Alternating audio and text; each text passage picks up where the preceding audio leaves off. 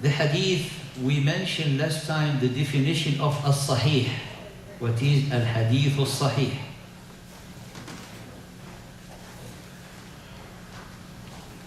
So he say in al-matnu, if you remember, the matn of Nukhbah, قال وخبر الأحاد بنقل عدل تام الضبط متصل السند غير معلل ولا شاذ هو الصحيح لذاته.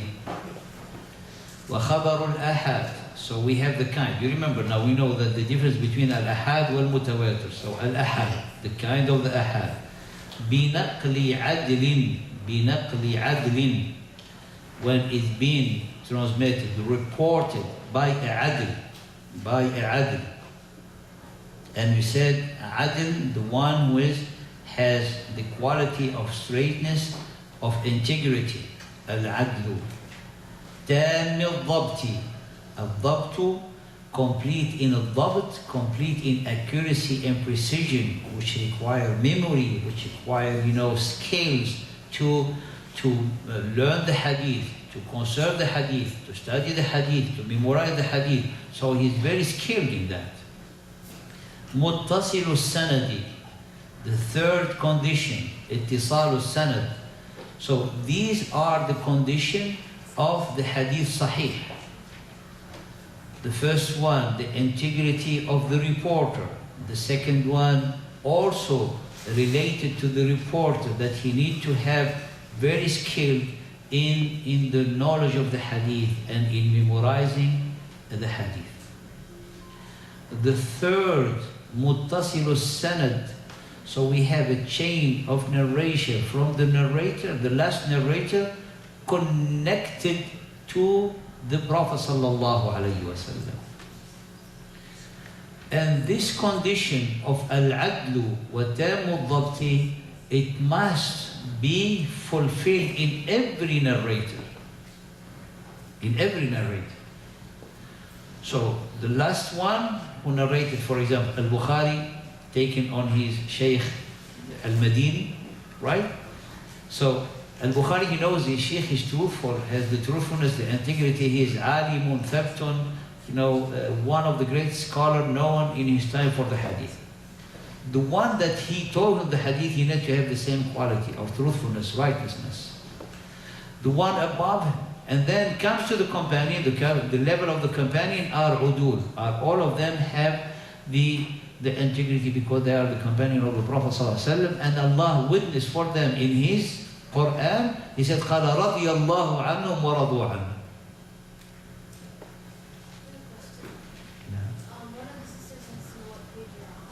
I'm sorry? We are in the matan. You have the English book? Yeah, you have that English book? Where's that English book? Yeah, we are in that small paragraph talking about the meaning of the hadith al-sahih. 29. But the explanation is not in the book. So you take that small part and we explain. So you take notes for the explanation we're doing, inshallah. So the first condition, remember, al-adlu, al-adalatu, integrity. The second condition, al-dhabtu, accuracy, precision, skills of learning the hadith. The third condition, the connection of the sanad. So we have to have in the chain of narration one after one connected. One is going to be disconnected, like munqata, we'll see it later, or mu'dhar. When we have, for example, tabi'i, he's saying the Prophet ﷺ said. So this is, the nature of this hadith cannot be sahih. Why? Because we have a gap between the Prophet ﷺ and the narrator. We have a tabaqa, a level of companion is not mentioned here.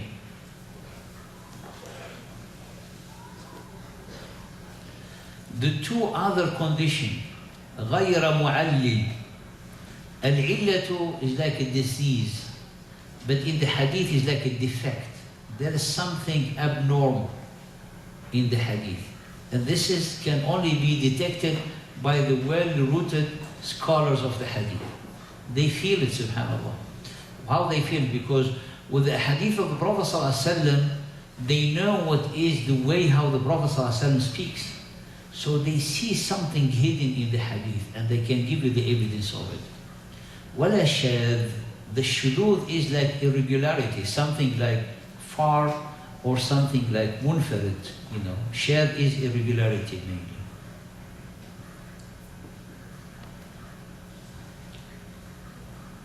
So those are the condition of accepting a hadith. Condition of accepting the hadith. If this five condition. Huh? The fifth one is الشذوذ, عدم الشذوذ, no irregularity in the hadith.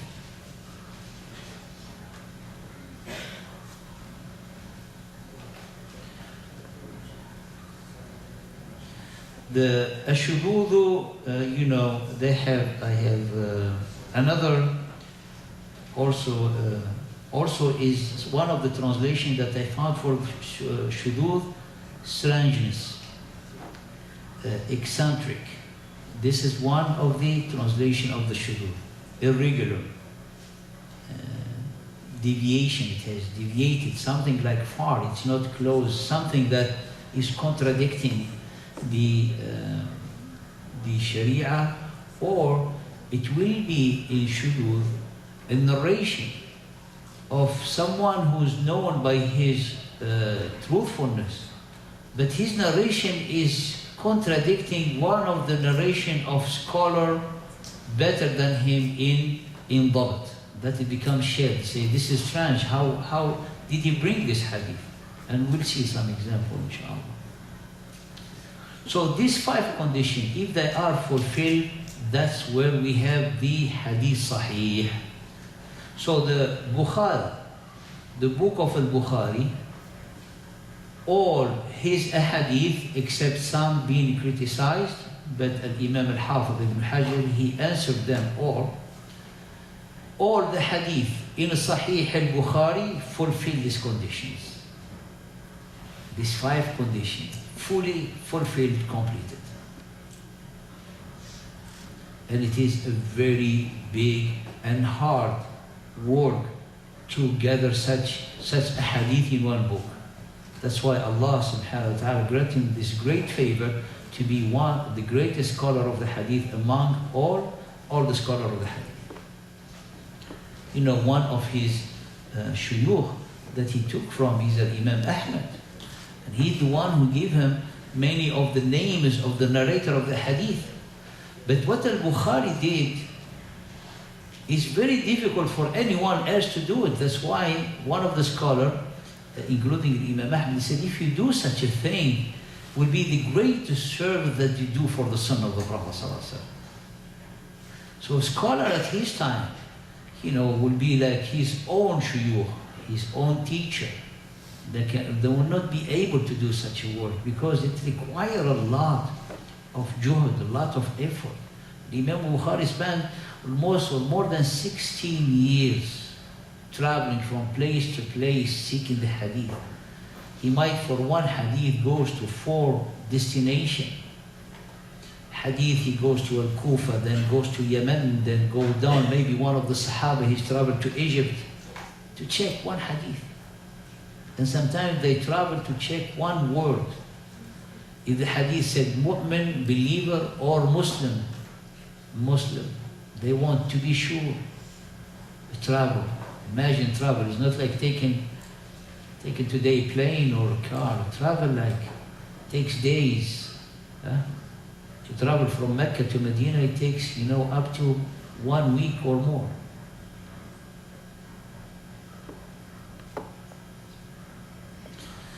When they fulfill this, they call it as-sahihu li-dhatih. This is the highest category of as-sahih.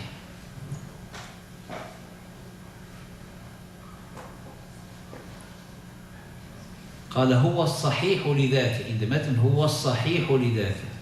So it is the sound hadith gained this status by his own self. So this hadith gained the status to be sound, authentic, by fulfilling all the conditions. He didn't need any extra element to help him to be strong, this hadith. That's why lidata, by his own self, by its own, this hadith is strong, is authentic, is sahih. Then these 5 conditions that we saw, depends on how strong they are. This is how it's going to give us the grade of the hadith.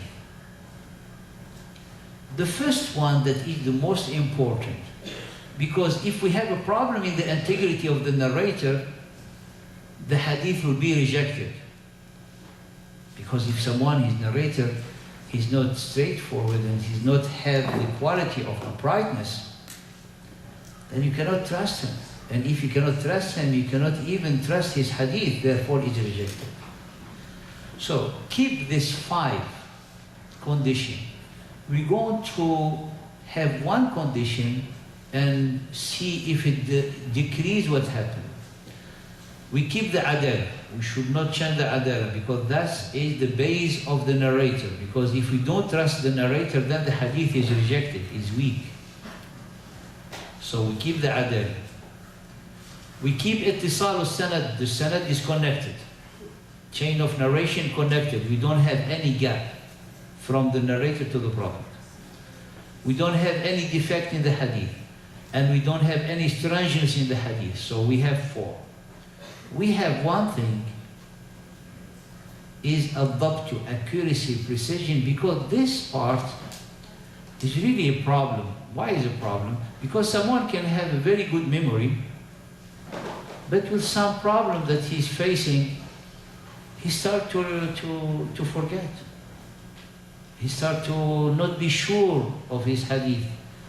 And mashallah, look, those, for example, if you memorize an ayah or surah, if you don't review it that much, when you come back, you find yourself that you forget it, right? The same for the hadith.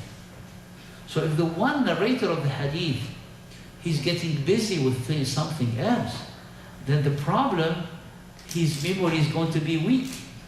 Therefore, his accuracy and precision in narrating and reporting decrease. And if it decreases, his hadith status decrease. So it was, for example, say, so-and-so, he used to have his hadith sahih. But then when he get into the tijara, the trade, he becomes, they do like the fuqaha of al-hadith, they say he becomes, so they have a line. After that line, his hadith not sahih anymore. Why? Because they find out that he making mistakes. He said, he give the hadith, and someone asked him, he answered kind of different. The answer will be different because he's reporting the hadith, but with different words. So he started to make mistakes.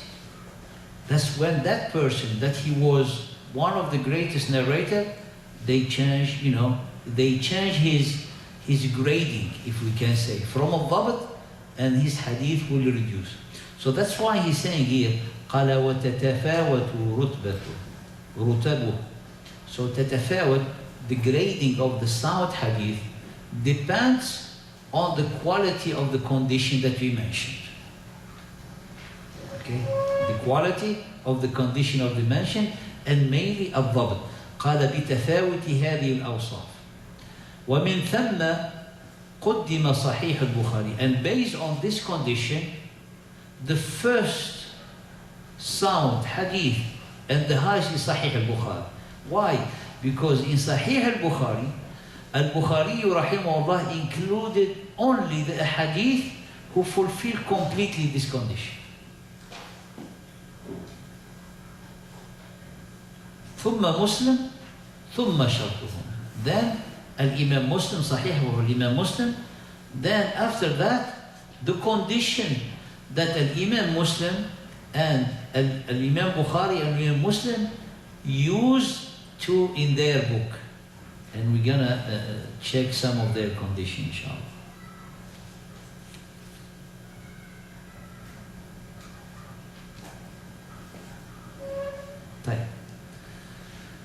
If the accuracy decreases, we're going to pass to another grade of the hadith called Al-Hasan. So Al-Hasan, the grading of Al-Hasan, good hadith, it is a sahih, but because of the condition of a dhabt is not complete, then it turned into Hasan. Okay? We have 5 conditions. One of the conditions is al-dhabt, which is the accuracy, the precision. If the scale of accuracy is not complete, then the hadith becomes Hasan. It goes to a lower level.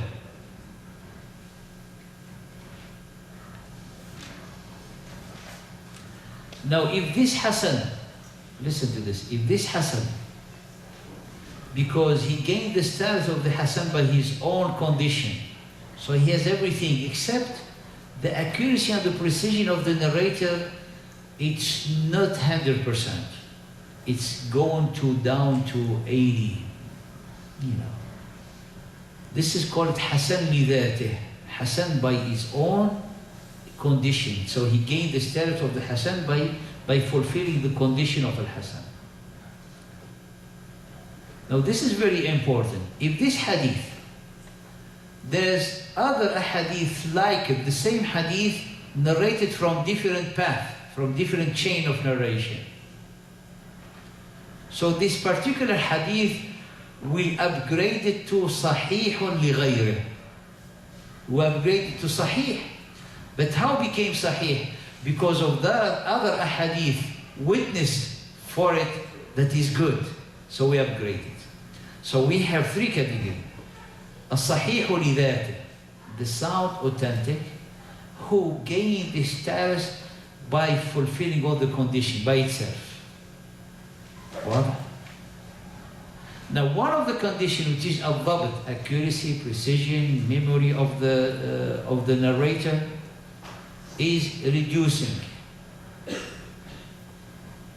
Then the hadith becomes Hasan, but Hasan lidhatih, by its own. So he gained the status of Hasan by its own self. If the Hasan lidhatih, we find that there's many other hadith, the same hadith, narrated from different paths. So these other hadith, they're going to be witness. They're going to be witness for this Hasan lidhatih. As being witness to this hadith is being upgraded to be sahih. But not lidhatih, sahihun li ghayrih. So sahih because of the witnessing of other hadith. Because if I have a hadith, one hadith, someone come tell you news, you say such thing happened. This person is upright, he's everything, but sometimes he make a mistake. He just see something he believe that it is. So you say, I'm not sure if what he's saying, but I accept it 80%. Then you receive a call, someone that you say, oh, did you hear about this? So the call make the statement that your friend tell you becomes authentic, sahih. This is the hadith Hasan lidhatih. So it is Hasan, but because of other ahadiths that witness for this hadith, which is like يقولوا تجبر الضبط. So if I have a problem with the accuracy of the narrator, the other hadith will, let's say, correct this defect or shortcoming in a dhabt. Okay? So then we have 3 categories. الصحيح لذاته, الصحيح لغيره, الحسن لذاته. If you can start it from the beginning, we have the sahih, fulfilling the 5 conditions, and then we have al-hasan, fulfilling 4 conditions with the 5th of al-dhabt, less than the sahih. Then, when we have these 2, you have now other ahadiths in the same category of Hasan, who will witness for the Hasan, so I'll upgrade this one to be Sahih. But Sahih because of external element, not because of itself. So then we end up by having three categories. صحيح لذاته, صحيح لغيره, وحسن لذاته. صحيح لذاته, sound by its own, self, which is mean fulfilling all the conditions. Then sound by external element to help him and witness for this hadith to be graded sahih. And then we have hasan, good, hadith, accepted, fulfilling all the conditions of the hasan. And what are then the conditions of the hasan? What are the conditions of the hasan? Who can say the condition of the hasan? Hasan lidat. What is the first condition? Al-adala, to be adl. So adala of the hasan must be the same as the adala of the sahih. What is the second condition? The chain of narration is connected. This is the second. The third, say la illa, no defect, wala shudud, no strangeness. 4. The fifth one is al-dhabtu. Al-dhabtu, how accurate he is. So it is hasan because his accuracy is not strong. If it was strong, then he becomes sahih.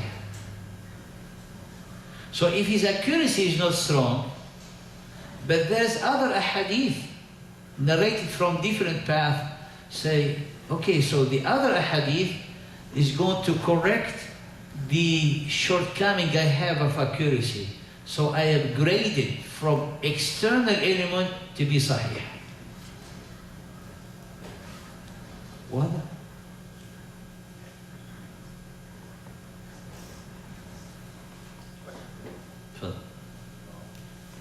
I noticed, for example, a lot of hadith that have to do with prophecies, they get a lot of gradings but has it been in history a hadith that was declared weak come to pass sort of saying that brought in that force? Is that what happens?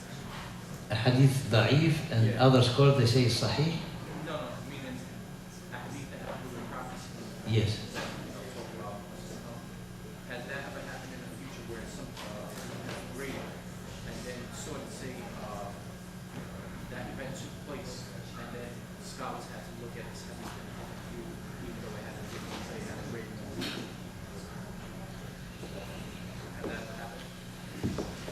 If the hadith is sahih concerning prophecies, No, it was declared weak, Yeah. What I'm trying to say is, has there ever been a hadith that was declared weak and then later on something happened that fulfilled, let's say, that prophecy, and then they looked at it and saw that more or less. more. Now, the brother is asking if there's a hadith da'if concerning, for example, prophecies, and then that prophecy happened really, but with the hadith based, when we look at the hadith, we say, oh, the hadith is da'if, and then the prophecies happen. Really, the knowledge of the hadith is one of the greatest invention of knowledge for the Muslims. It didn't exist because many people, they say, all the Muslims, they took like from the Greek, they took from this. Okay, we took from the Greek time. But what about the knowledge of the hadith? The knowledge of the hadith is one of the greatest knowledge of analysis, of critics, and of way of building the way of, structure of the news, of the literature. It is an amazing thing. But the tool of the hadith is to check how truthful and original the statement. So, it is not about the prophecy itself, but about the narrator and the strength of the chain that narrated this hadith. And when we say da'if, don't think that is rejected. Da'if is not rejected.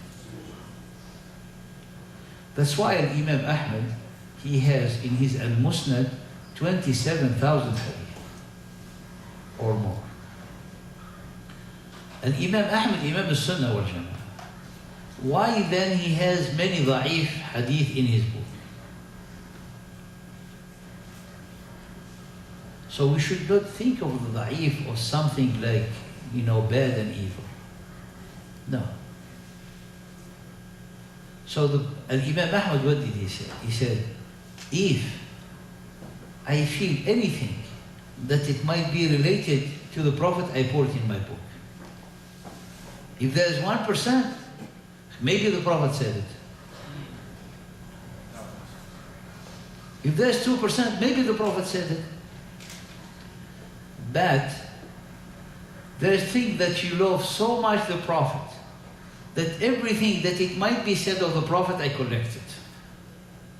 But then we're gonna have like accumulated, a hadith, we don't know which one. So we said, look, this is what we're going to do. The weak hadith, pour it on the side. The munkar hadith, munkar rejected, those throw them, we don't even look at them. It's actually haram to look at them, because we have a proof they are forged lies against the Prophet. And whoever who say them or act upon them, he's under the threat of the Prophet ﷺ that he's going to be in hellfire.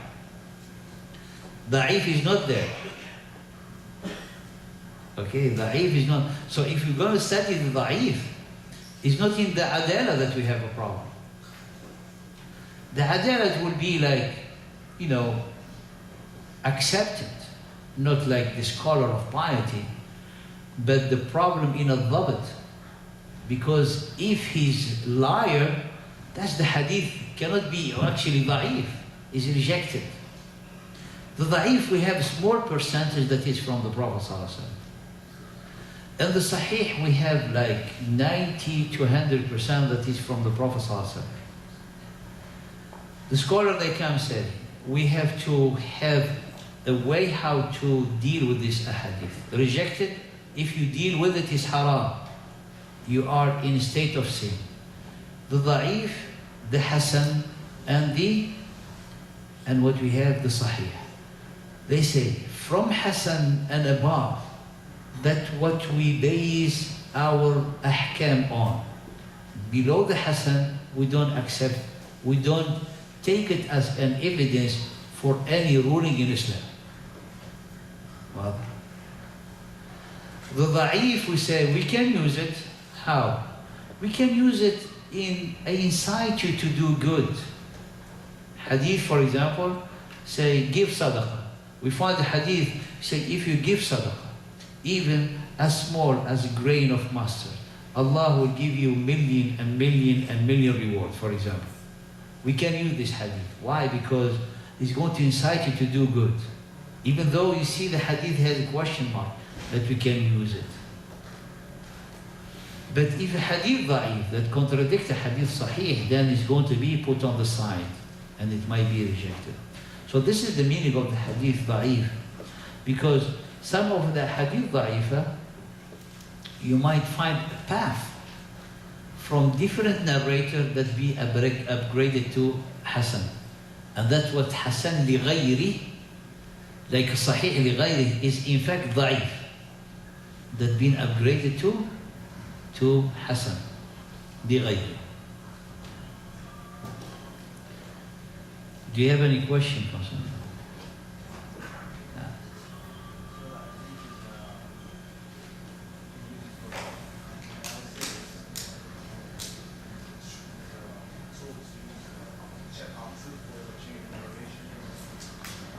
The chain of narration is one of the conditions, right?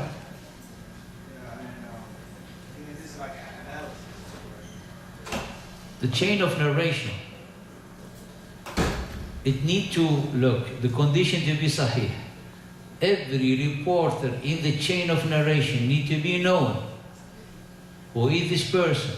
His full name, his family, where did he study, who the shuyukh he learned from, and the saying of people around him about his integrity. You find people witness for him for his uprightness, witness for him for his accuracy. We have books, not in history, we have books of al-Mizan in every name, we have them name by name, and we have everything about them. So it's not only the one reporter, all of them need to fulfill the condition that we mentioned. There's a story of Abu Zur'a. They were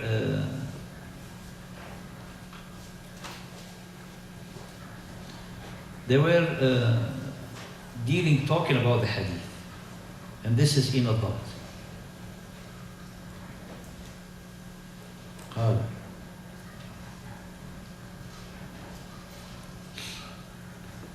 حضر عند أبي زرعة محمد بن مسلم والفضل بن عباس. Two student scholar of hadith, someone is named Muhammad ibn Muslim and the second one is named Al-Fadl ibn Abbas.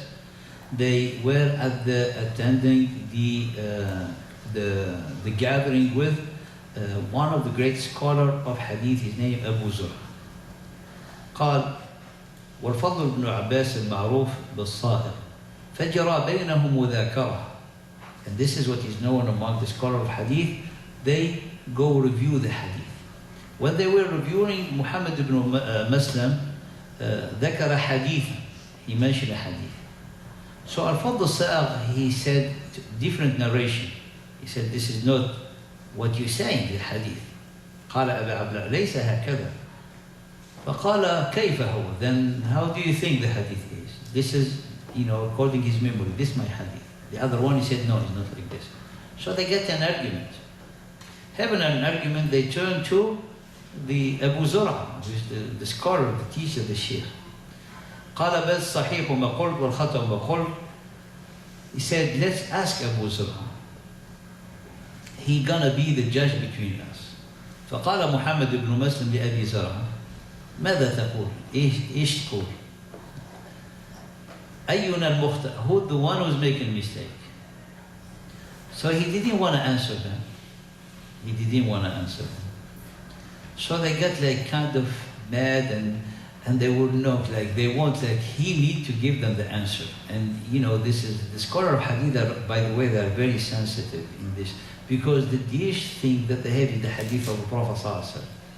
And for them to make a mistake in one hadith, it's really hurtful for them. So they were waiting for Abu Zur'a to give them the answer. But Abu Zur'a didn't want to speak in a way because both of them are wrong. But so they were pressuring him. So look what he said. And look the accuracy of Abu Zur'a. Look the accuracy of Abu Zur'a. قال هاتوا أبا القاسم, call me أبا القاسم, ابن أخي, he's his nephew. فدعا به. قال اذهب وادخل الكتب, go enter and go to my library. فدع القمطر الأول والقمطر الثاني والقمطر الثالث. Leave the first part, the first, let's say row.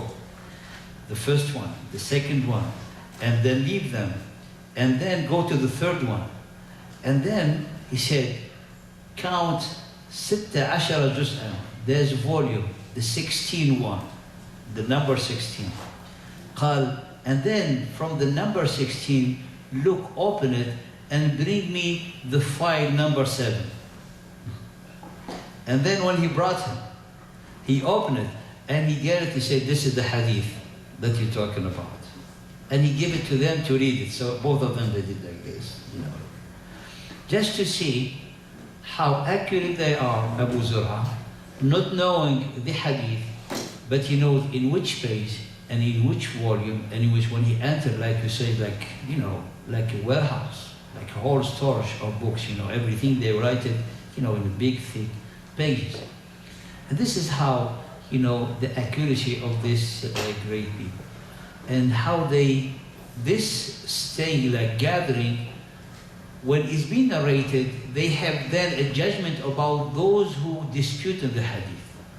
So Abu Zur'a, he will be al-Thabtu, the greatest known, all his hadith being accepted, and the other they're going to have, graded by later scholar, because of their mistake, they're going to be, their dhabt is not complete. Their accuracy is not that great. So their hadith might be, instead of being upgraded or graded as sahih, they're going to be graded as hasan. طيب, we'll stop here, inshallah. And طيب, question. We're going to speak about the exam. About The exam. the exam might be difficult, as it might be easy. It might be short, as it might be long. طيب, the exam, inshallah, no Google. Yes, yeah, who will? Yes. Do you want open book or not? طيب, open book. Take home. This is what we're going to do, ya ikhwan. Now, this is what we're going to do. The day of the exam is going to be exam only. You're going to come take the exam. The one who want to do it here, which is recommended, and complete his exam and give it back, so he'll have completed everything, and he's safe. The one who want to take it home, also he had the option. So you're gonna have two options: the option to do it here and finish it and give it back, or the option to take it an exam with a few days and bring it back, inshallah ta'ala. But that day will be an exam day, inshallah. Now, there will not be anyone who watching you, because al-muhayminu, is watching you. And if you want to go Google, do everything, and al-muhayminu will take care of it. So one of the part of the exam is gonna be a trial for you from the Aqidah class. Someone tell you, what did you say? He said, yeah, this is Allah is watching. What day? Inshallah, it's going to be in April, the half of April, but we're going to give you just confirm in 1 or 2 weeks, inshallah. How will the exam be structured? Huh? I don't think we can have multiple choice, because if some people are going to take it to the house, so they're going to be multiple choice. What the idea, we're going to do it all in the class, so it's going to be easy to not have so it will be like less time, if you can say.